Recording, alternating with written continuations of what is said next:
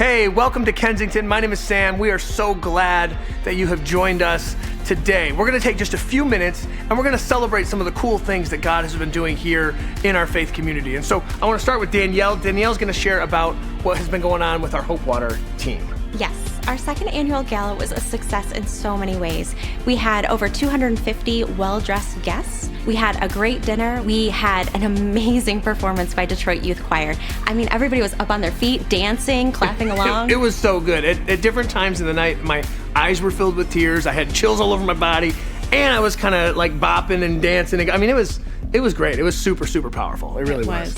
We heard from Craig McGlasson and Steve Andrews sharing vision about Hope Water Project, and they ended that with a powerful narrated light experience where people were able to hear some of the statistics of the POCOT. And you could see a visual too. It gave a real visual to this is what the people are struggling with. This is the amount of people that are impacted. It was an all-around powerful night. It really was. It was. And we were so humbled by the generosity of our open-handed friends that evening. We set out to raise 8 wells that night, and we ended the night with 6.5 wells, which was so amazing. But over the weekend, our community kind of rallied together. And how many did we end up with at the end of the time? We ended Sunday with 8 wells. Which is that's 8,000 people 8,000. whose lives are radically impacted by clean water. Absolutely. So cool. We actually have a video that Ruben has sent us. Ruben is our contact, our boots on the ground for our global partner with the POCOT people. So go ahead and check out what Ruben has to say.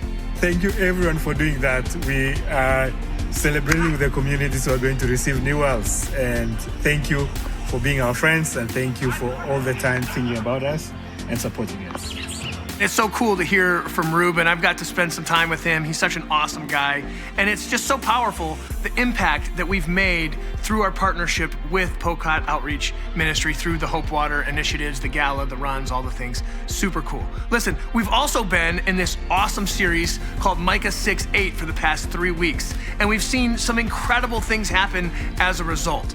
You know, we showed the video of the Wave Project led by Todd and Laura Gordon, who are actually part of our Clinton Township campus. And we got to see how they bring mobile showers to those in need all around the Metro Detroit area. And the partnership that we've made with them and people writing emails and sending in, how can we help? How can we partner? How can we volunteer? How can we resource? Has been overwhelming. It's been absolutely incredible. And then we also partnered with Oakland Hope and the South Oakland Warming Center at our different campuses. With our Oakland Hope partnership, we were able to put together 1,700 tote bags full of items and goods that are needed by these organizations to distribute to people who are in need. That is absolutely mind-boggling. 1,700 totes over the last 3 weeks. That's super awesome to see all of your generosity come to fruition. I mean, we heard stories of people bringing these ideas to their workplace and having the workplaces join in. We had someone actually streaming our 9 o'clock service, go to Costco in between services, and then bring the bag back for our 11 o'clock service. Just your passion,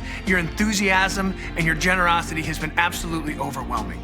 We've spent the last 3 weeks in this Micah 6:8 series, where we're looking at the question, what does the Lord require of us? And it says that we are to walk humbly with God, to love mercy, and to do justice. And that's exactly what you guys have been doing and what so many of you are going to continue to do. And so we just want to thank you for your partnership and your generosity in loving our neighbors, both locally and around the world. God is doing so many cool things around this church, and I love that I get to be a part of it, and I'm sure you do too. So thanks for listening, and enjoy the rest of the service.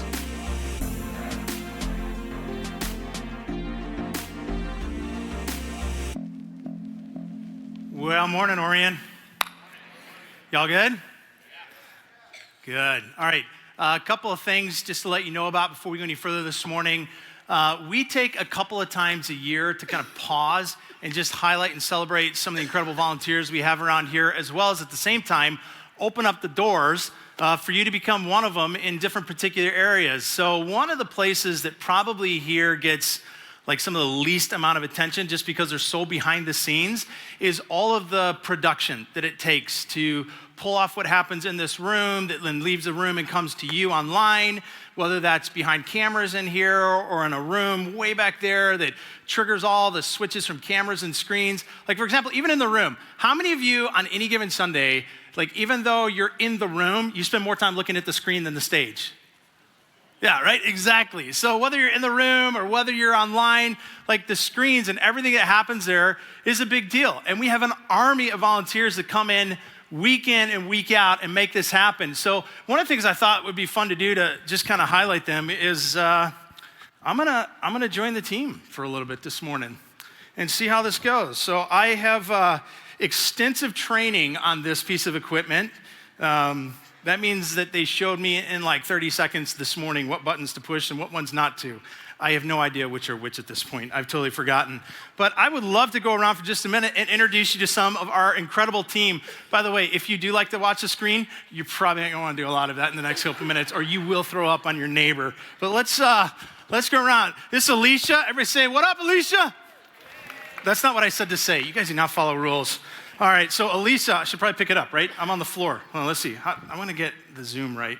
Is it, hey there. That's awful. Hold on. This is why they don't let me on the team. Better. Okay. So we're going to come in to my man, Steve the Machine. So Steve here is a part of our production crew. Week in and week out is on one of these cameras. Is a supreme introvert and hates that I have the camera in his face probably. But Steve, give us a quick word why you're on the team. I lost my script. What was it, Craig? Because I wanted to meet you. Is that the... Getting weird, Steve. No, it's a great way to get connected. Used to come here and see the services and like everything, but not. I'd avoid all the social events, and so this was a great way to. Until I come shove a camera in your face. Yeah. We'll see. Yeah, awesome. It's a great way to get connected and meet people and be involved. Awesome. By the way, if you've not met Steve, best sense of humor in all of Orion right here. All right, let's see what we got back here. The booth is super important, so I want you to see what we've got going on back here. These are the peeps that are always behind you, but very little would happen in this room without them. All right, I was told to do something up here. It's too dark. Hold on, I'm learning. Switch to a brighter, whoop, there it is. Okay, it's brighter. So this is Nathan. We call him Nathan of the North. I don't know where that got started or why. I even feel really weird having just said it out loud now. But Nathan, most important question I have for you in this moment. You ready? Are you single? Yeah. Yes, I'm single. Ooh, ready to mingle? Yes. All right, ladies, come get you some T-Rex of a man right here, Nathan. All right, Nathan, tell us why do you, I'm gonna get fired now. Tell us why do you serve on the team here? I serve on the team because I grew up in church and jumping in was kind of normal, but I realized after a while coming to Kensington how much Kensington had given to me, and I really wanted to give back and empower other people to be a part of this. So I love jumping in. And that was totally unscripted. Thank you, Nathan. That was awesome. All right, over here, this is Dami on lights. This is, I'm not even gonna bother her. Look at this monstrosity of insanity. They won't let me go anywhere near that, actually. So here we go. Let's walk back out. I'm gonna hit the stage. Where's all my people on the stage? I'm coming to you. They're hiding because I have a camera. That's war. War? I don't even know what that word means. Just when you're a pastor, you get to make stuff up, I guess. All right, here they come. So give it up for the band coming out. Where's Maya? Here's Maya. All right, Maya. Hold on. Whoa, wait, we're way too bright right now. Hold on. I learned how to do this. ISO, turn it down. Boom. There we go. Better? All right. Maya, if you haven't heard Maya sing yet, hold on. Gonna get crazy and good. Maya, tell us why you're on the team. So it's a year today that I've been on the worship team. Awesome. And about 2 years ago, I started coming here when I moved out to Rochester. I was just looking for a family outside of home. And, this is home away from home, so I wouldn't want to be anywhere else on any Sunday. So, awesome. Yeah. But you guys already cut my feed. I can't, seriously? Come on. I'm not that bad. No, back here. Back here. Woo. Signing off. All right. Well, and that'll be the last time they ever let me touch that. So here's the reality. Everybody that does everything around here, the majority of them are volunteers that, I'm way more out of breath than I should be just running that room. I'm way better shape than this right now. Some of you that have biked with me are like, no, you're not. Whatever. Whew. All right, so we just want to open up the door, and a couple things. Just number one, with me, would you just thank the team of people that make all of that happen? Especially because if it wasn't for them, I'd be manning that camera every week, and y'all be thrown up. Also, just let you know, we would love to have you consider joining the team. If you've not found your place here and you're like, I don't know where to connect, I don't know what to do, even if you're thinking, I don't know how to run that stuff, totally okay. We have amazing people here that will teach you, train you, equip you, whether it's lights, production in the back, whether it's cameras.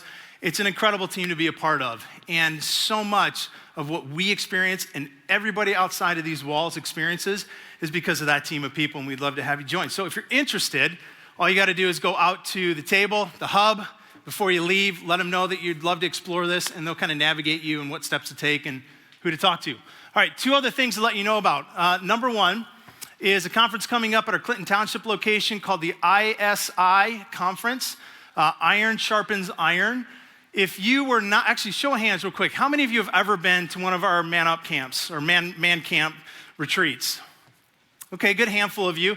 This is a great opportunity. If you've never been to one, you're like, man, I can't commit a whole weekend to go away to something like that, but you'd love to put your kind of toe in the water, get to know some other guys around here, and just be in a community of men that are trying to say, hey, how do we love God well? How do we love our families well? How do we love our communities well? And what does it mean to be who God made us to be?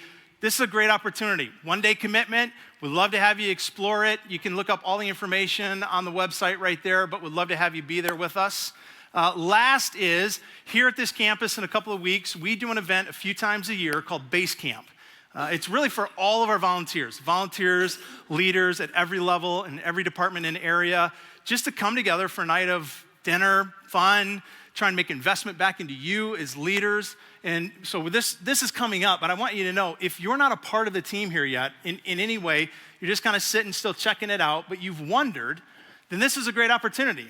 Like, this is where you can come and just like see who we are, feel out the whole thing, get a sense of what it means to be kind of at a deeper level to be a part of Kensington and specifically to be Orion. So we'd love to have you out. This is really, it's for our volunteers and leaders, but it's really open to anybody if you're interested in kind of exploring it and checking it out. So good? Everybody say good. All right, let's move. All right, you with me? All right. So how many of you guys have been watching or even aware of at all the events that are going on at Asbury College in Kentucky? Yeah. So for those of you that aren't, you're like, what you're talking about. So it's a college in Kentucky that almost 2 weeks ago now had what was planned to be just a regular service, and it has not yet ended. For 2 weeks, it's continued to go on. And it's gaining attention from all around the world with people saying things like revival. You know, revival's breaking out there. Is this revival? You've got all kinds of opinions. Some are criticizing it, some are leaning in. But what's super incredible is pushing all of that noise aside is just watching what's happening. This is an event that is not, it's not being organized or run by anybody. This wasn't a planned thing. This is completely student-led. As a matter of fact, there have been people flooding in from around the country by the thousands to come be a part of it. Even some people that I heard this last week went there from our campus. They wanted to go see it. They wanted to go to experience it. So much so that they're actually, I think somebody was telling me, maybe Chris Cook, that in the next couple of days, they're supposed to be shutting down anybody from the outside and just making it for students because it's just growing to an incredible rate. Other campuses at other universities are starting to feel and experience the same. News centers have asked to come in and do a story on what's happening. They've been told no. And I love this. Their response was, this is not about publicity. This is about the presence of God. There have been Christian artists that have gotten a hold of it and said, hey, can we come? We want to be a part and we want to play at this. And they've been told no. He said, no, this isn't a platform for you. It's not a stage for you. Like, God seems to be doing something and we just want to be in this right now. There's a generation right now that so much has been written about in the church and in many ways is being written off. This younger generation, Generation Z. And this is the generation that I think has a thirst and a hunger for God that maybe we haven't seen in a long time. And regardless of whatever people may think is happening there, here's what I know. It is a group of young men and women that are desperate for God, and I pray that we catch what they got. I think it's also interesting because one of my kind of pastors that I go to and listen to a lot is a guy named John Tyson. And John Tyson, I heard him say a couple of years ago that the only thing necessary for kind of a move of God to take place, a revival even, if you will, is for people to be desperate for him. Like God comes to those who want him. That's the mystery. How do you see a move of God take place? You want it to happen, and you want him. And it seems whatever's happening at Asbury, it's a group of men and women saying, we want you. And it seems like he's showing up. Which one of the encouraging things to me about that is not just what's happening there, but it means it can happen anywhere. It means that there can be an experience of God that transcends anything we have ever had or fits in our nice, neat, tidy little box of him if we just beg him for it. So we're gonna actually sing a song, ironically this morning, that was planned before we even knew what was going on there, called God of Revival.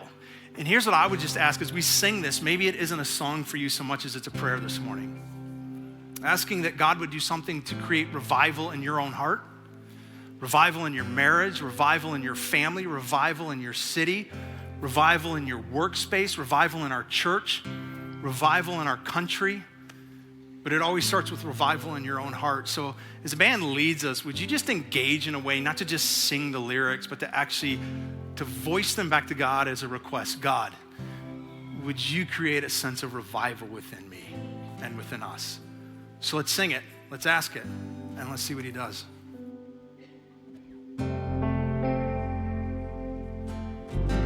Just invite you to stand and join us as we raise our voices this morning and open our hearts together.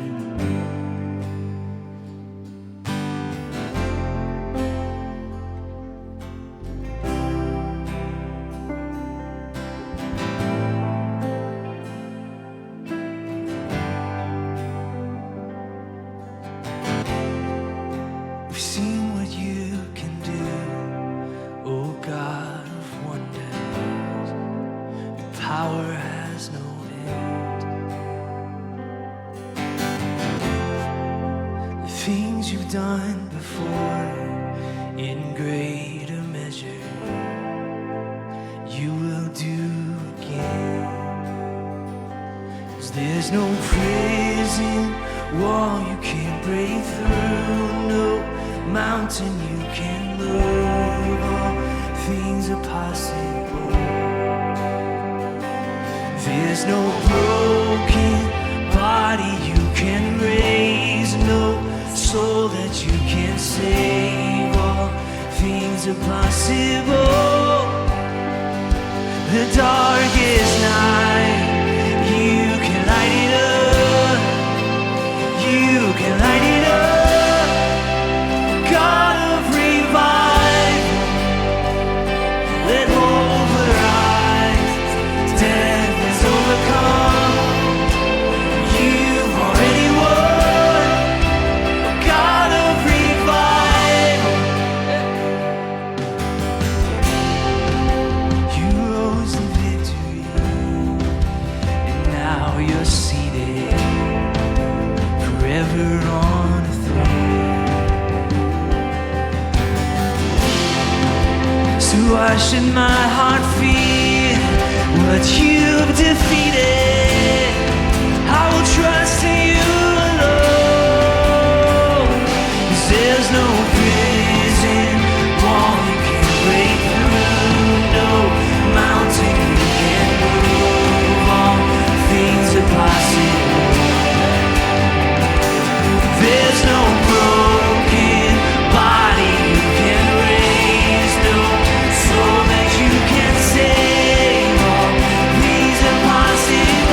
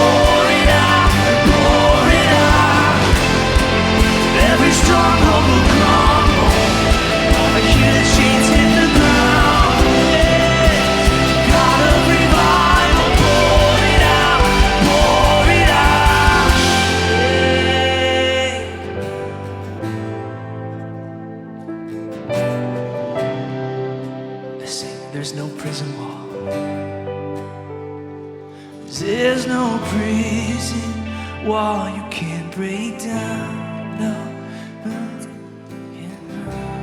all things are possible. There's nobody. There's no body you can raise, no soul that you can save. All things are possible.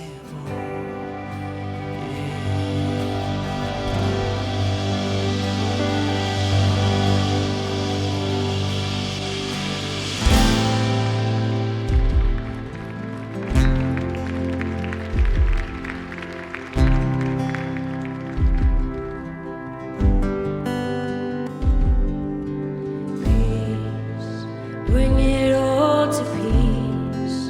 The storm surrounding me, let it break. At your name still, call the sea to still, the rage in me to still every wave. At your name, Jesus, Jesus, you make the darkness tremble. Jesus, Jesus, you silence fear. Jesus, Jesus, you make the darkness tremble. Jesus,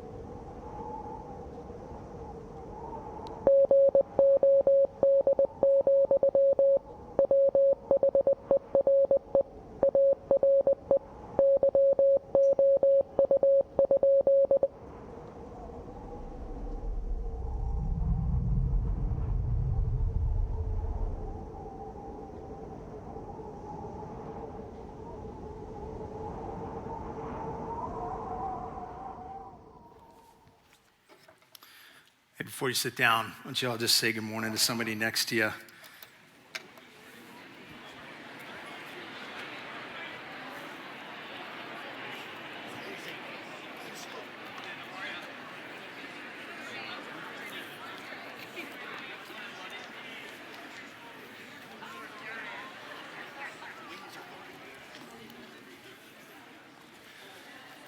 Across the globe of our planet, there are 1,187,049 mountains. And you know as well as I do that there is one that is the most famous or even infamous mountain of them all. It is Mount Everest. Yeah, standing over 8,000 meters or over 29,000 feet and growing every year at a rate of 1/4 of an inch. It is the mountain of mountains to climb.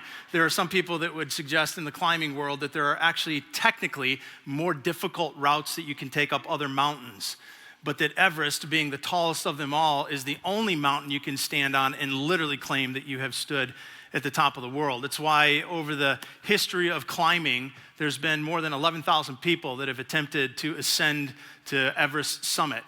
There have been just over 6,000 that have actually accomplished it. And there have been at least 300 plus that have lost their lives trying. Of all the people that have climbed Everest and all the people that have either summited or have failed to do so or even lost their lives in the pursuit of it, there probably isn't a more famous mountaineering story than that of two individuals, George Mallory and Sandy Irvin. Both of them two men that decided at one point that they were going to be the first to scale it. But backing up from their attempt in 1924, Mallory was already in his young 30s.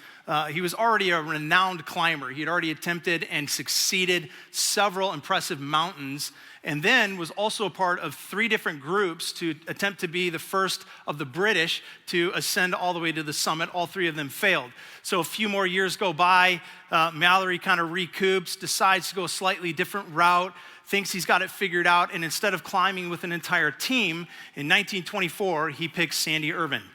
And Sandy Irvin was a younger climber, a little less tested of a climber. He was only 22 years old. But together, the two of them thought they had what it would take to actually reach the summit. And on the morning of 1924, when they were climbing, all was actually going very well.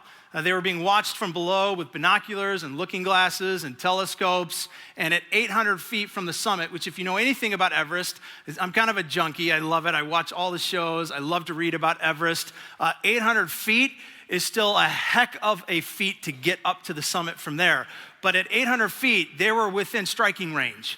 Problem is, a storm came in, and that storm brought so much coverage that from below, all visibility was lost. And after 800 feet, there was never again seen the two of them, and so there was never a report that came back down the mountain with them about whether or not they reached their goal and reached the summit. In 1999, 75 years later, there was an attempt to find, one of many attempts actually, to find one or both of their bodies to try and learn what happened, because it has created one of the greatest mysteries in all of the climbing world as to whether or not they succeeded in their climb. Were they, in fact, the first people to ever summit Everest? Because at present, Sir Edmund Hillary is the one credited with having first ascended and completed the climb to the summit of Everest. So multiple attempts have been launched to try and find these two bodies, and particularly Irvin, because it was believed that he was the one that had the camera. And so if they could find his body and find the camera on him, it would prove whether or not they ever made it to the top and possibly rewrite history. Irvin's body was never found, but in 1999, they did find Mallory's body, kind of mummified and frozen into the side of the mountain. And that has begun since then, particularly the biggest debate, and you have camps all over and on both sides as to whether or not that team of 2 actually were the first people to reach the summit. Probably never be known. Kind of like how many licks does it take to get to the center of a Tootsie Pop? The world may never know. But here's what we do know, is that we know that part of what had to contribute to the fact that they failed in their climb at some point, whether having reached the summit and failed on the descent or failed in the ascent, we do know this. Playing into that had to be the fact that they chose to climb the hardest side of the mountain. There are 2 routes that you can take up Everest, the south side and the north side. Most people attempt Everest from the south side, and the reason is because in the northern hemisphere, the north side of a mountain is the harshest part of a mountain. It is the iciest, it is the coldest, it is many times the rockiest, and it is the most unforgiving side to climb because of it. And so most people will actually attempt to climb the south and not the north. I took right off of a mountaineering website. This is a gentleman whose name is Tim Mosdale. He runs an expedition company every year taking climbing teams up Everest, both north and south side. So I went on his website, and there's a spot where early on, you have to tell him what side of the mountain you want to go on, and that kind of begins the process of getting you into a team and all the scrutiny that you would undergo as a climber. But he gives a description of the difference between the north and the south side, and this is part of what he says. Although it's often cheaper to go to the north, there are a few things to take into account. Firstly, the figures that show that there is a far higher success rate on the south side. And secondly, there is a much, much higher death rate on the north. The terrain is very difficult, extremely technical. Once out of the exit cracks, it is a long way to traverse to the summit. And if there's any difficulty encountered in terms of accidents, problems with oxygen, weather closing in, it's a big deal, and you will be your own rescue.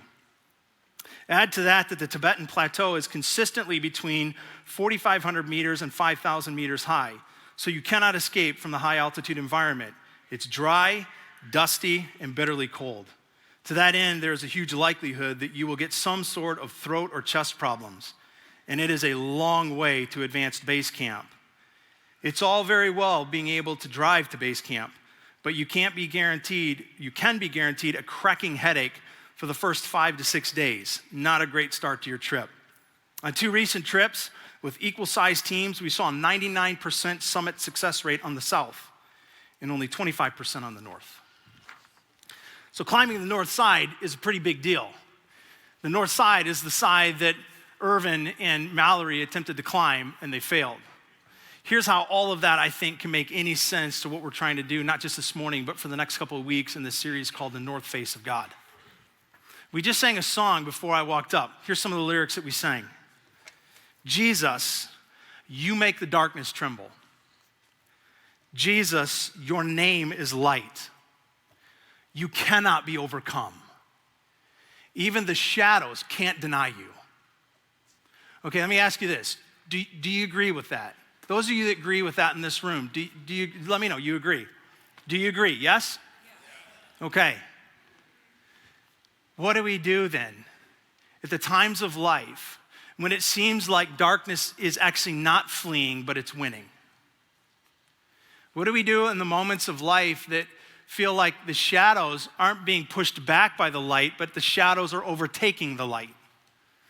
What do we do in the moments of life where we turn to God for some kind of an answer to prayer, a miracle, a sense of hope or help or resolution or understanding, and instead what we feel like we get met with is a side of God that feels cold and harsh and distant and unconcerned? What do we do in the moments of life where our experience of God honestly feels more like the north side of Everest or the north face of God? For 3 weeks, I really want to lead us through an Old Testament book of Habakkuk. He was a prophet in the Old Testament, and there's 3 small chapters in which he writes. But in those chapters, this is exactly what he wrestles with God. In the midst of his deep belief, we believe that darkness flees and that you overcome. He believed too.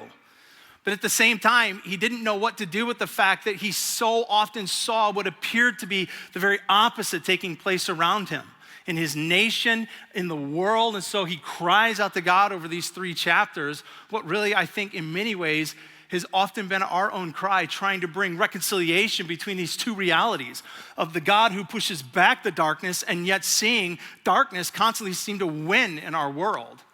And as we go through this, I also want to give you a little bit of warning.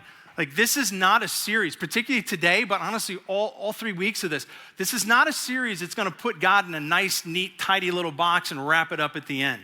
Like, we have a tendency sometimes to want a sitcom type of experience with God, or even with church, right?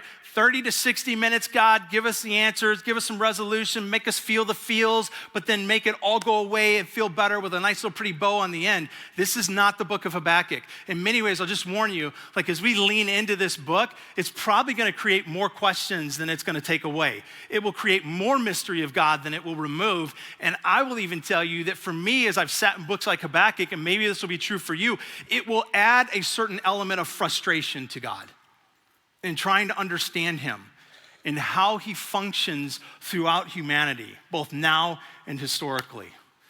So that's gonna be our pursuit for 3 weeks. Are you ready? Yes. All right, I wanna pray and ask God to navigate us through it. Father, we just come before you and acknowledge that I do believe the words that we sang. Jesus, you are light, and in you the darkness, it flees, it cannot hide. You overcome all things. You even said to us that you've overcome this world. And yet the truth is, God, there are days that it feels like the world is overcoming.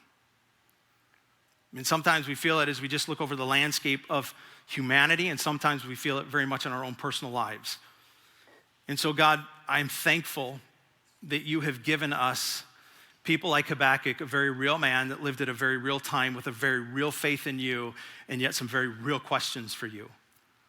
And so I pray that on the heels of allowing him to ask those questions, you would give us a sense of freedom to ask them as well, to lean into you. And God, I don't anticipate necessarily that as we do, you will give greater clarity, but I do pray you give greater comfort.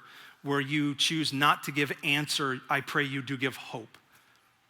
Where you don't remove mystery, I pray what you do is you insert your Holy Spirit in such a way as to lead us, as David once said, through the valleys of the shadow of death that we will face on this side of eternity.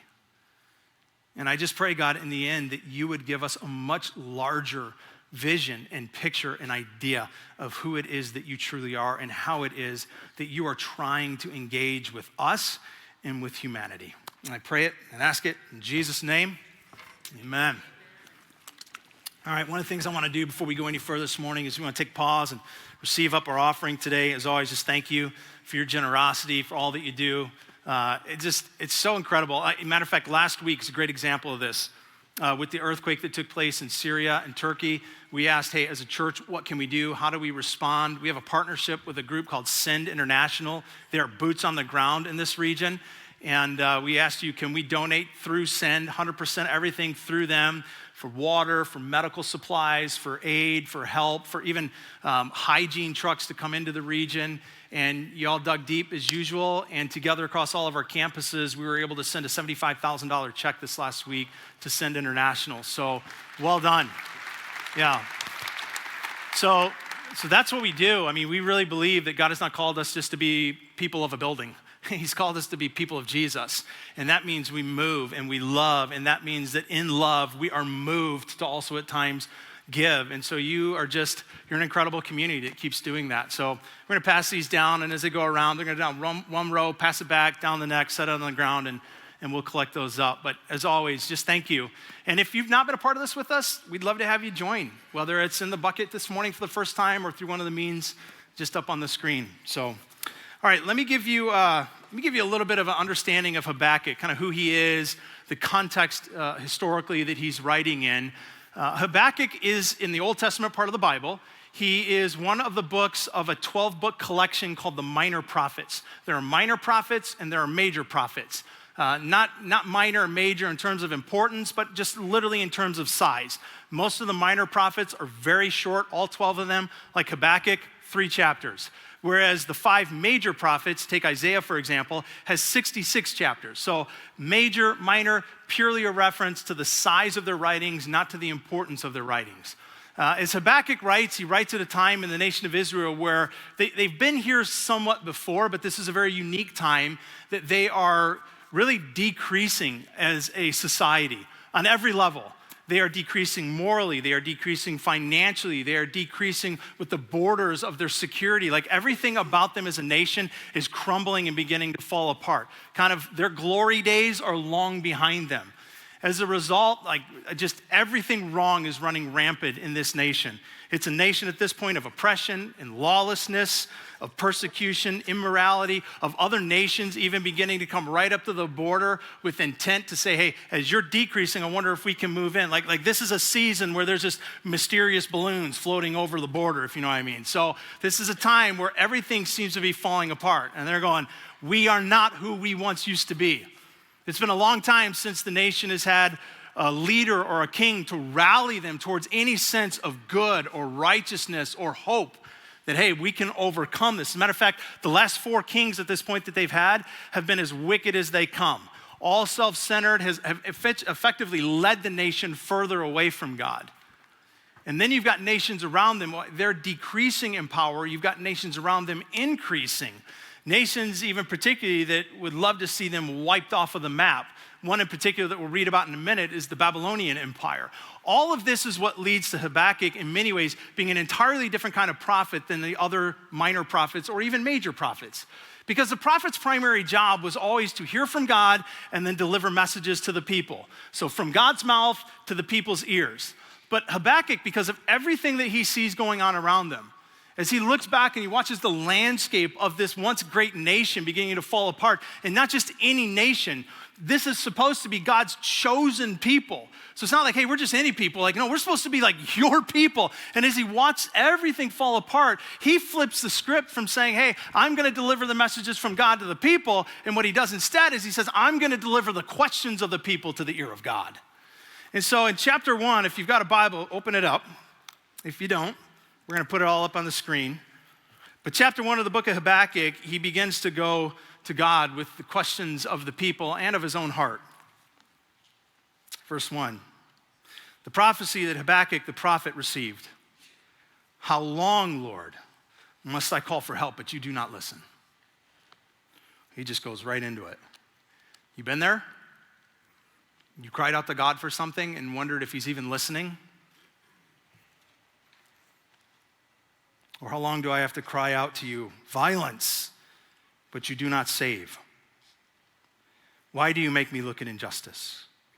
And why do you tolerate wrongdoing? These are pretty strong accusations he's making against the character and the behavior of God. Destruction and violence are always before me. There is strife and conflict that abounds. The law, therefore, is paralyzed, and justice never prevails. You ever feel like even the laws can't fix what's wrong? Because they just get broken. They just get ignored. People do what they want. They can buy their way out. The wicked hem in the righteous so that justice is perverted. How long, O Lord, must I call for help? But you do not listen. Habakkuk's name literally means to wrestle. And what he's doing is essentially he's wrestling with God. Like he's bringing his angst, his doubt, his frustration, his lack of understanding. He's bringing it all to God in a moment of saying, you and I have some business because I don't understand what you're doing. And frankly, I don't even understand where you are. And he begins to wrestle. How many of you would just admit with me that you at some point or another in your relationship with God, you've had moments where you've wrestled? Yeah. If you haven't yet, stay the course. It's coming. Yeah, great. I've wrestled sometimes in very minor ways and sometimes in very major ways. I wrestled when I carried my 6-month nephew's coffin to the grave. I wrestled when I was a part of burying a woman and doing her funeral weeks before I was supposed to have married her because her ex-husband couldn't stand the thought of her being married to somebody else and chose to end her life. We wrestle when we see earthquakes that kill 20,000+ people. We wrestle when we see shootings on campuses and schools. As a matter of fact, one of the saddest things I read this last week was an article written by Emma Riddle, who during the Oxford shooting was a senior at the high school, who survived it, and then again lived through another one at the Michigan State shooting where she's now a student. And that was her question in this article that I read from her, was how long is this gonna go on?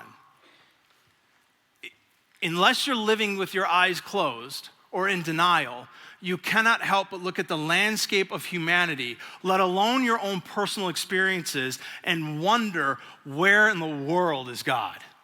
And how long is he gonna let some of this stuff go on? And sometimes it's not even just your personal life. It literally is, as I said, it's looking at the landscape of humanity. It's looking at earthquakes and cancer and toxic chemical spills and balloons from other countries and violence and shootings at schools, unfairness in the workplace, children who get sick, marriages that are struggling, and on and on and on it goes, which is why we can all understand a question like Habakkuk's. How long is this gonna happen? Matter of fact, I read an article recently from a magazine called Financial Times that said right now, anybody 35 years and younger makes up one of the very few generations who have ever existed in this country that, listen to this, does not expect their experience in life to be better than their parents. I mean, life, liberty, the pursuit of happiness, I mean, that's the dream, right? Is that everything should go up and to the right. And yet we have a generation right now going, I see everything going down. I don't actually expect it to be better than even my parents' experience in life right now. And so we get Habakkuk's question. It's essentially this: God, where in the world are you? And so what do you do when you not just see the brokenness of humanity, but when it touches you personally, and then add to that the fact that you have a belief, like so many of you do, that there is a very real God of creation. It's not mythology, it is reality. And he is an all-loving God, all-powerful God, all-knowing God, and supposedly knows and cares about you personally. And yet everything that we can see in humanity in our own lives, what are we to do? And what are we to conclude? Well, sometimes what we do is we just kind of resolve ourselves to weird Christian pithy sayings that although there may be truth elements in them, they don't really help in the moment. It's just an attempt to throw a Band-Aid on a pain that a Band-Aid will never heal. For example, we say things like this. We say, well, when God closes a door, he opens a window. I don't even know what that means. I've had people say that to me before, and I will tell you in moments of deep hurt, what I thought was, I want to throw you through a window. Say it again. When my nephew passed away at 6 months old, I'll never forget hearing a woman say to my sister-in-law, well, sweetheart, at least you know now he has angel wings and he's in heaven. I'm like, ma'am, how would you like angel wings right now? Like, it's just not helpful. Or we say things like, well, broken things happen because we live in a broken world. Or we say, well, God is in control. We say everything happens for a reason. Well, Jesus is still on his throne. Now, all of those are statements that are true. There is truth in those statements. But when you're faced with a moment like what Habakkuk is, where you're crying out, God, where are you? Like, do those resolve? Like, what if God's response to Habakkuk after everything he just took God to task for was, well, Habakkuk, when I close a door, I open a window. Just hold on. He'd be like, well, that's a window. Like, what are you talking about? So what do you do? Because if it's not pithy sayings, then sometimes we just resolve ourselves to this kind of phony Christian lifestyle where everything's just good. You know, the praise God reaction? Now, should we, is there a reality that like, hey, can we praise God in the midst of everything? Yeah, but you know what I'm talking about, the phoniness, where it's like, just praise Jesus, the big plastered on smile. Like, dude, you're hemorrhaging from an artery. I know, praise Jesus. It's all good. Your arm just fell off. I know, praise the Lord. It's all good though, praise Jesus. And it's just weird, it's just odd. I grew up in a church where I remember once asking some questions. Like, anybody like me, you're the skeptic naturally. Like, the questions you have, there just doesn't ever seem to be a great answer, and you always have a question for everything. So I remember arguing all the time, even in Sunday school, and pressing in with questions or in church. And I'll never forget this one woman saying to me, oh, sweetheart, we don't ask those questions here. It's like, oh, we don't? I'm gonna ask them even more then. It's like, well, what do you mean we don't ask them? Because we just have a phoniness? Where we just pretend like it's all good? Where we just slap this artificial, non-real smile on our face? Praise Jesus. I don't even know what that means sometimes, other than I don't know what's happening, but I'm afraid if I ever stop smiling, I'll never stop crying. So we just kind of live through it with the phoniness. So what are we to do? Because I think the first thing we do is we bring to God the question that Habakkuk did. All right, God, who overcomes the darkness with his light, where in the world are you? And how much longer are you going to let this go on? Now, the great thing is that God responds to Habakkuk. The problem is going to be how he responds. There's a verse in the book of Jeremiah 33:3. It says, if you cry out to me, I will answer you. But I will answer you with great and unsearchable things that you do not know. In other words, God says, if you speak, I'll speak back. But a lot of times, it won't make any sense to you. It's going to be mind-boggling. And that's about what he's going to do here. So he starts back. So we're going to read a few more things here. So don't close the book if you got it open. Verse 5. Look at the nations and watch. Be utterly amazed. For I am going to do something in your days that you would not believe even if you were told. I mean, it starts off good, right? And I've heard some people use this very verse before to talk about how we can believe that God's gonna do great, amazing, prosperous things for us, because that's what he said, I'm gonna do something in your day that you wouldn't even imagine. And you almost have this sense that that would have been enough for Habakkuk. Like he could have gone, oh, okay, because like the literal Hebrew translation of this says essentially to this effect, I'm gonna do something that will make your heart skip a beat. It's gonna be incredible. And you get an idea that maybe Habakkuk could have gone, oh, okay, I guess I'll wait till you do it. Let me know, all right? But God keeps speaking and he's not done. And this is what he says he's about to do. I am raising up the Babylonians, that ruthless and impetuous people who sweep across the whole earth to seize dwellings not their own. They are a feared and dreaded people. They are a law to themselves, and they promote their own honor. Their horses are swifter than leopards, fiercer than wolves at dusk. Their cavalry gallops headlong, and their horsemen come from afar. They fly like an eagle swooping to devour. They all come intent on violence. Their hordes advance like a desert wind and gather prisoners like sand. They mock kings and scoff at rulers. They laugh at fortified cities by building earthen ramps to capture them. Then they sweep past like the wind and go on. Guilty people whose own strength is their God. So Habakkuk brings this frustration to God's ear and says, do you care? Do you listen? Do you see what's happening? Where in the world are you? How long is it gonna go on? And God says, all right, I'm gonna do something in your day you couldn't even imagine if I told you, but I'm gonna tell you, but you couldn't imagine it. Habakkuk's like, all right, what are you gonna do? And he says, I'm gonna raise up this wicked, broken, horrific nation called the Babylonians. And I don't know what Habakkuk's doing as God's speaking, but I almost wonder if in his head, in his heart, he's thinking, oh, good. I hate those people. You're gonna drop them on their heads, right? You're gonna lift them up so you can drop them on their heads? And here's God's response. No, Habakkuk. I'm gonna drop them on yours.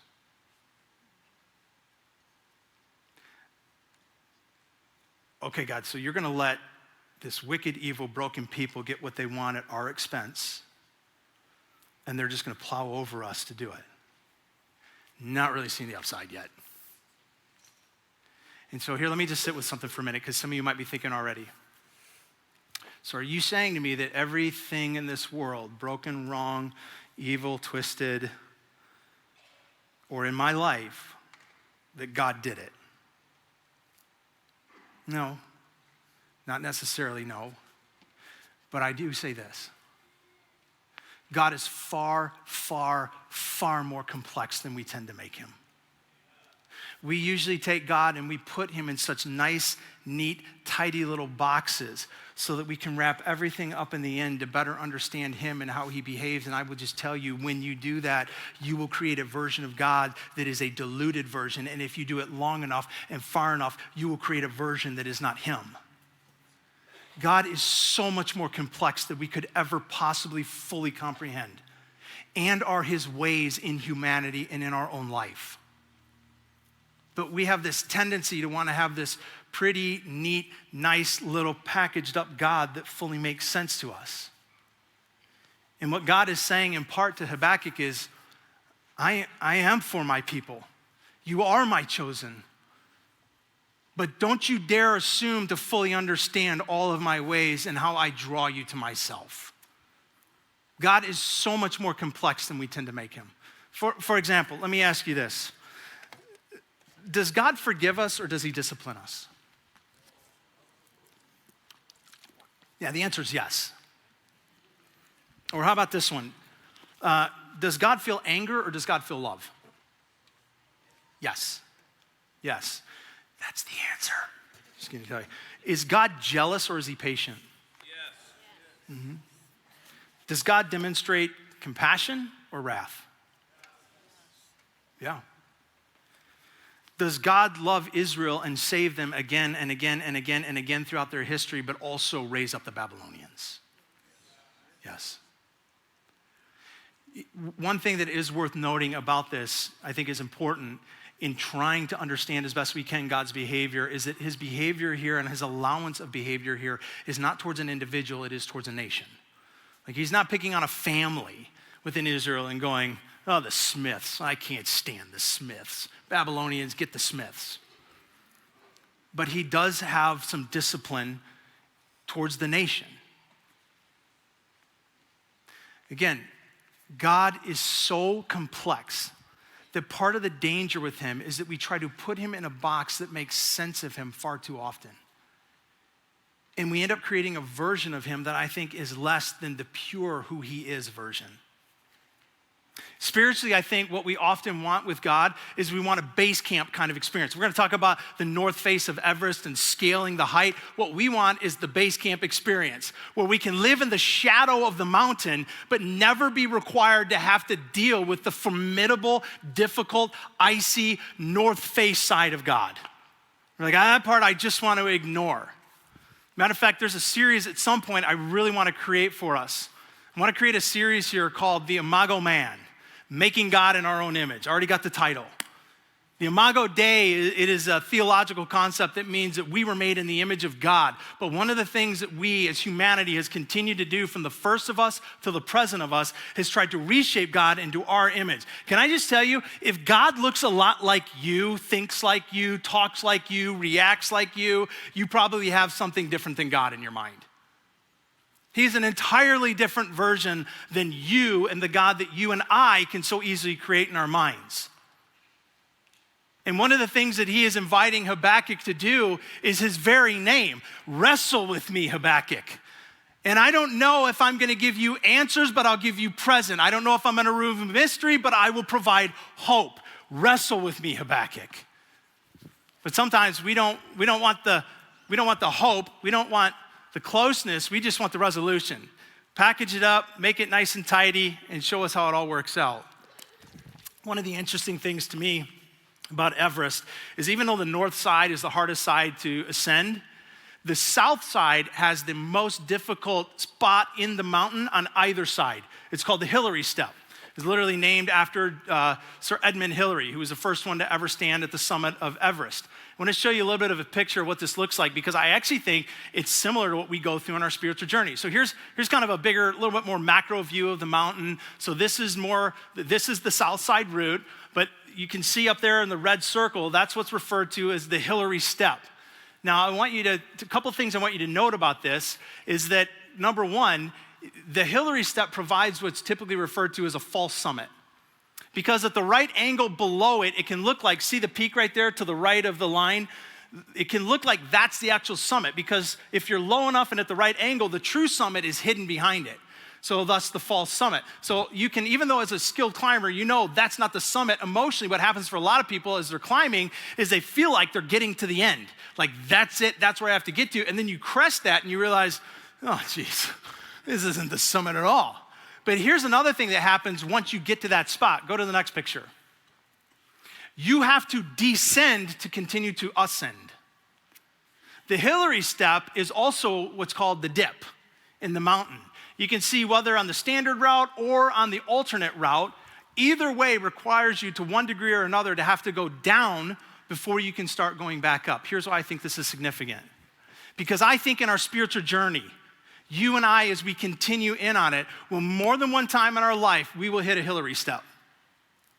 There will be places where in our journey, we will go into a dip.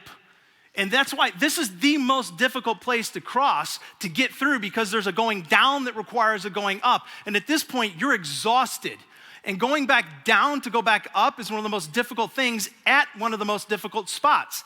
There are points in our life and in our pursuit of God where I feel like we go through seasons of dip. And what I want to call them for today is the seasons that are the dip of despair. Moments that just don't make sense, that are painful, that are broken, that some people have referred to as the dark nights of the soul. Matter of fact, one unknown author describes a dark night of the soul moment as this: the dark night of the soul is when you have lost the flavor of life, but have not yet gained the fullness of divinity. So it is that we must weather that dark time, the period of transformation when what is familiar has been taken away and the new richness is not yet ours. So I want to show you for a quick minute how this goes. I'm going to use the old school whiteboard for this.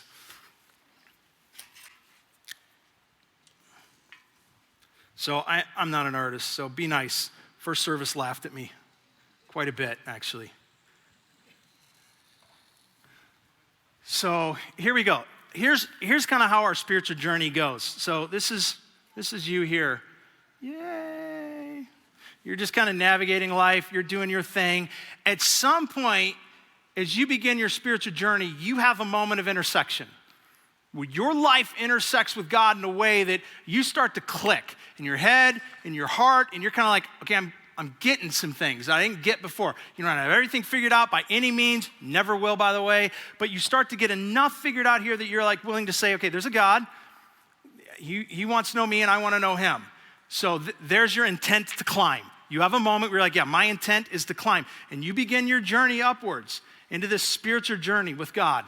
And you're doing your thing and things are starting to change and you're having these kind of key moments where you're identifying like something's different, something's changing. And it's a good journey. It's a fun journey. I mean, this is like early on, even from base camp to camp 1. I mean, there are moments where it's just like, holy smokes, I'm on Everest. This is incredible. And then you get to a point where you start to hit a kind of a summit experience where you could think this is it. This is where I should live, right here. Because this is where you'll have things like maybe an addiction that you started with down here that suddenly it's like, oh my gosh, it's gone. It's not a part of my life. Or a struggling marriage is now there's like joy and there's health and there's connection between the two of you. Or you come to church and it's like, man, I like it actually. I used to hate church and I get it. You have Sundays where even maybe when you're here, you feel like, holy smokes, he's talking to me. How does he know my life? Is he spying on me? And it's like God is just speaking through in these incredible ways. You're like, oh my gosh, he's talking right to me. Like even the singing, you're like, so at one point you thought it was weird, and now you're like, I think I almost lifted my hand today. What the heck just happened? Like it's good. I mean, it's a summit moment. And you're like, wow, this is incredible. But then, inevitably, comes a dip of despair with the Babylonians. And the Babylonians can be a myriad of different things. Some of you're tangled up with a Babylonian moment right now. And it doesn't make sense. And you're questioning God. And you're frustrated with him. And you feel like something changed where you went from here, this is amazing, to here. And you're like, this is awful. What happened to here? And there's 4 different things that we could do at this spot. You got 4 responses when you're here. When you're down in the dip, response number 1 is this, up on your screen, because I want you to see them kind of back and forth between the screen here and the screen there. The first response that you have, or the first option when you feel like you're in a dip, is this: go back to a lower summit and live a sort of phony plastic Christian lifestyle. So that's where you're like, yeah, no, this stinks. It doesn't matter what else is up there. I'm going back here because this was really good. So this is where maybe now you're like, hey, I'm just going to attend church every now and then. I'm not going to press in any deeper. You know, I was really excited at one point to read my Bible, but now I was like, you know, and I'm not going to ask the questions. And maybe almost resolve yourself to what that woman said to me years ago. We don't ask those questions here. You don't push into those things. It's like you're religious now, but you're not really pursuing the God of creation because it just got too difficult at one point with questions you didn't know how to answer, with frustrations that you didn't know how to hear him speak to you about. So you just decided, I'm just going to go back here to something that felt good when I was at that place. Option number 2 is that you just leave altogether. And you decide, you know what, mountaineering's not for me. It's not really my thing. I thought I liked it. I thought I'd be good at it, but man, I've bruised my knuckles too many times. My knees are getting weak. My back hurts. I just forget it. God's not answering. This doesn't make sense. If he's loving, then why in the heck? So I'm just done. Maybe I climbed the wrong mountain. Here's option number 3.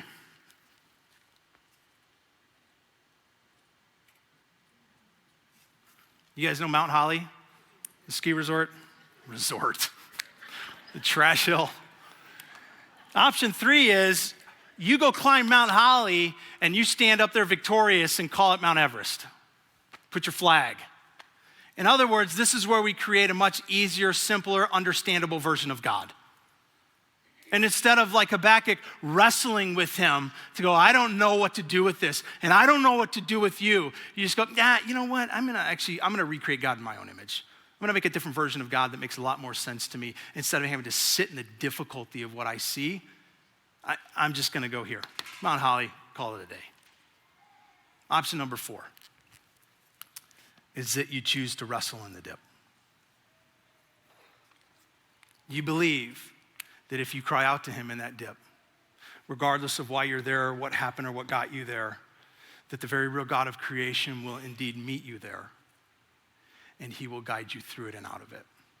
At some point, in some way, eventually, one step after another, that he'll take you out of it.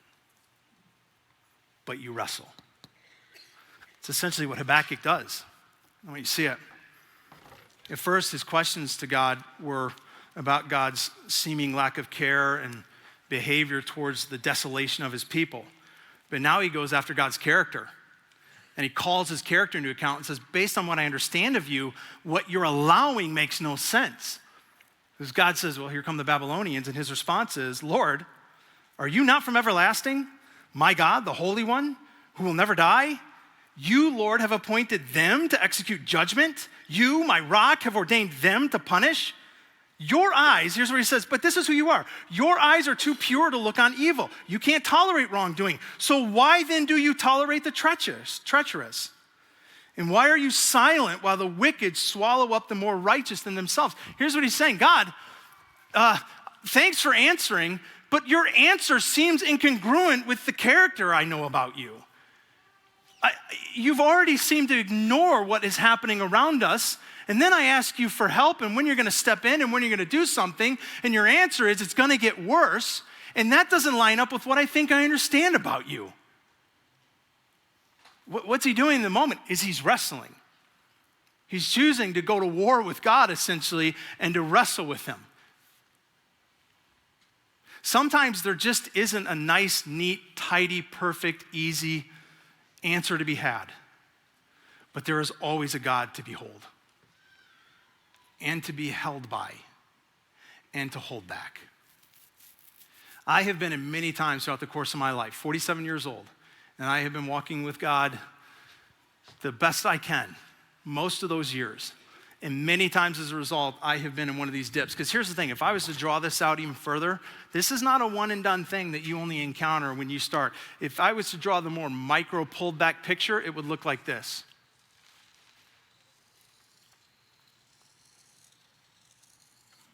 So you're gonna hit dip after dip after dip along the way. And I've been in many of them, and I'll just tell you, some of them I don't think have been the result of anything God was a part of or did or allowed. It's just the reality that this is a very broken world in which we do broken things to one another and to ourselves. Sometimes my dip has been the result of the stupid things that I've done and just suffered the consequences. There have also been moments that I truly do believe that I have been in a moment of dip that is because God has lovingly, sovereignly led me into it to draw me closer to who he made me to be. And regardless of what got me in the dip, I will tell you this, it has always required me and invited me to wrestle with him, to tangle up with the north face of God, the more treacherous, difficult, sometimes impossible aspects of God to ever understand. But when I have, and when God has graciously met me there and led me through it, some of you have done this as well, and you know this, it has every single time It has taken me to a place of deeper beauty, joy, love, connection, and intimacy with him that I don't think I would have gotten to without the dip. So here's my invitation to you for today. Bring everything you have to the ear of God. Just like Habakkuk. Just like Habakkuk, who wasn't resolved to just say, okay, I'm just going to keep my opinions to myself. I'm just going to bail. I'm just going to define a better hill to climb. No, he went to war with God. He went to wrestle with God and invited God to wrestle back with him. He brought all of his faith, his hope, his belief, his right thinking, his wrong thinking. He just brought it all to the ear of God. Do you know one of the things I find so often that keeps us from doing that with God is we think we got to clean everything up.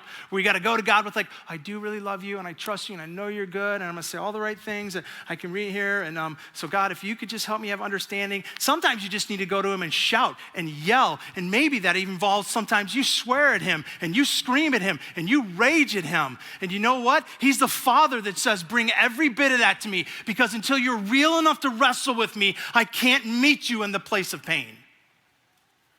My son, when he was 10 years old, I'll never forget at one point, he came to his mom one day, and he said, Mom, I want a different mom. Yeah, that's a bad moment. If you've not had a kid yet, good luck. And then he came to me later in the day and he goes, Dad, I don't like you. I was like, wow, this is getting snarky around this house today.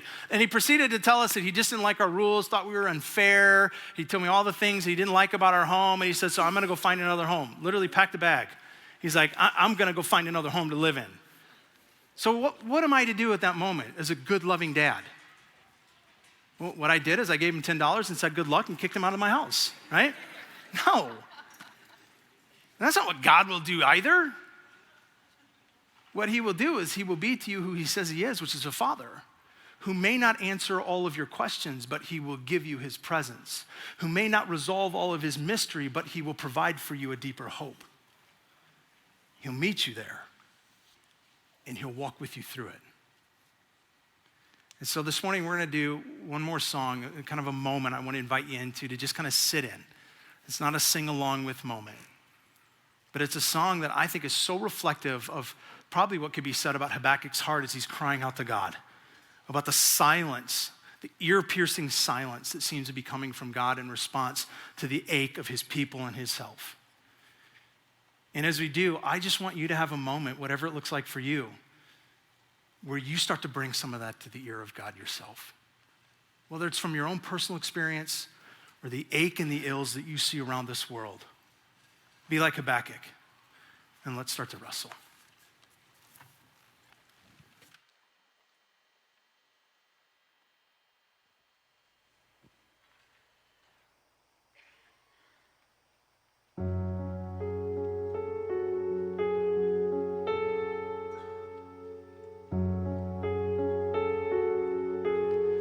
Hello, darkness, my old friend.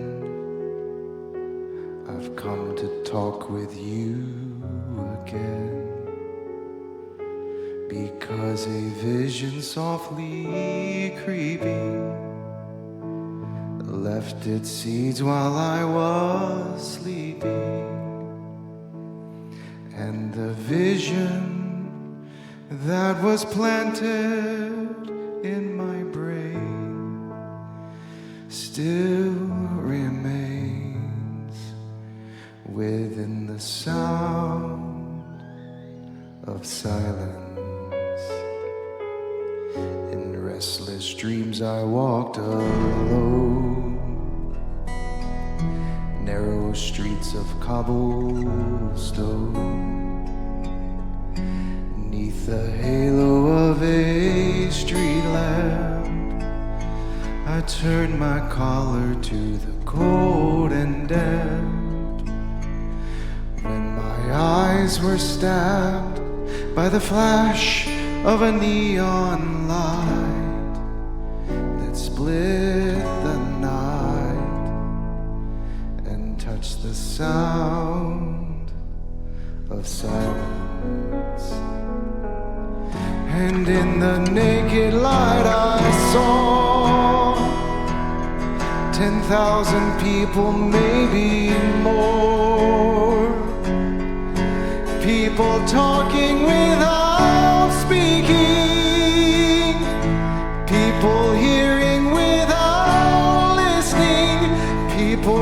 writing songs that voices never share, and no one dared disturb the sound of silence. Fool said you do not know. Silence like a cancer grows. Hear my words that I might teach you, and take my arms that I might reach you. But my words, like silent raindrops, fell and echoed in the wells of silence. And the people bowed and prayed to the neon god they made, and the sign flashed out its warning in the words that it was forming. And the sign said the words of the prophets are written on the subway walls and tenement halls, and whispered in the sound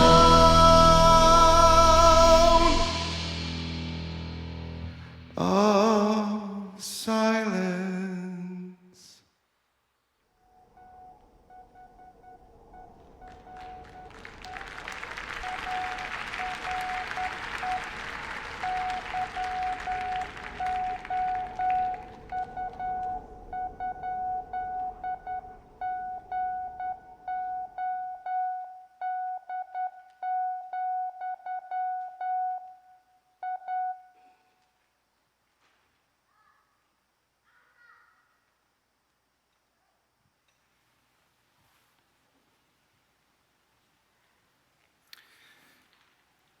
If you feel at all like you're in a dip where God seems cold and indifferent and unresponsive, you're in chapter 1 of the book of Habakkuk.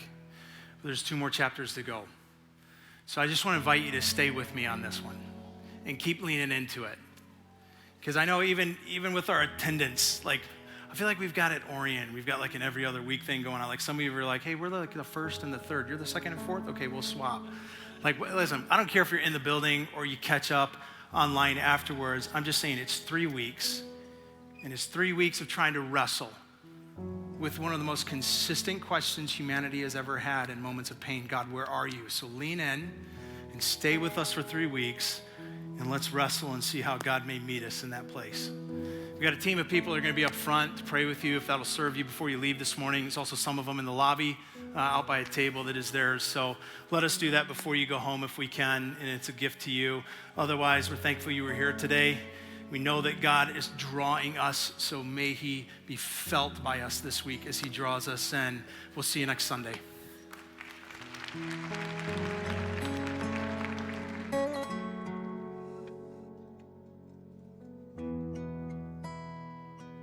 My goodness. Yeah. Week 1, the North Face of God. So good. Craig brought it. Yeah. What was your favorite part? Yeah, I think for me, I'm just excited to focus on this whole book and this idea of wrestling and what that looks like. You know? Yeah, for sure. As you just heard, Craig covered Habakkuk chapter 1 today. Stay with us next week. Craig is continuing in Habakkuk chapter 2, followed by Habakkuk chapter 3. It's a 3-week series, as he said. Wrestling with the Lord. I want to take a moment, if we could, just to recap the 4 options Craig said. So listen, you're at home, you're going, man, I'm walking through this right now. I don't know when this is going to end. I don't know how this is going to end, and I don't know what to do. Craig said that we have 4 options when we're in this place of depravity, pain. Lord, where are you? The 4 options are, number 1, we can go back to a lower summit. What does that mean? The plastic, phony Christianity. Hey, praise the Lord, everything's all right. And everything's not all right. Yeah. What'd you think about that? Yeah, I think more and more these days, we just, somebody comes up to you and says, hey, how are you? Our instant response is to say good, right? Yeah. As opposed to being authentic and true. Exactly right. In that. Yeah, option number 2, Craig said, was that we would walk away from the journey entirely. So many people today are flat out walking away from their faith, and it's sad because I'll tell you what, if I can get real candid, what happens is when we walk through a season of disappointment in life and we're disappointed with the Lord himself, we go, I'm done. Yeah. I'm done. And what happens is we walk through the rest of our lives carrying this weight, this backpack full of proverbial bricks, if you will, bricks of disappointment, bricks of bitterness, and we're like, we're done. I'm going to solve life on my own. Yeah. Number 3, he said this. We decide God is too difficult, so we create a version of God in our own image. Elizabeth, that is so scary to me. Where do you see that happening in culture today? Yeah, I think in general, I work with, students in the next generation a lot, and I think we tend to, take what the Bible says and take it out of context rather than, diving deep and seeing what the text originally said. So many people, and I'm just going to say it, not only are people walking away from their faith, people are I'm just spiritual. Yeah. It's not Jesus or it's Jesus and. Jesus and a little new age, whatever. And they're walking away from their faith. Number 4, Craig said this. The option is that we would wrestle with the Lord. Jacob wrestled with the angel of the Lord. And guess what happens when we wrestle? What? The wrestle changes us. Yeah. James says, consider it wholly joyful whenever we encounter trials of any kind. Why? For the testing of our faith does what? It builds perseverance. Yeah. We need, I tell you what, for the life, for the culture in which we are living, Elizabeth, we need muscles of perseverance, muscles of enduring faith that would give us the character to navigate through life with excellence. Yeah, for sure. It's not easy. No, and we have to rely on the Holy Spirit, to be able to do that. So that's a quick recap today. We've just scratched the surface, folks. Yeah. Week 1, the North Face of God. Join us for next week, week 2, and of course, week 3. Craig is back this entire series, and I'm sitting on the edge of my seat, Elizabeth. Yeah. I really am. Yeah. So thanks so much for joining us today. Yes, absolutely. And we'll see you guys soon. Have a great week.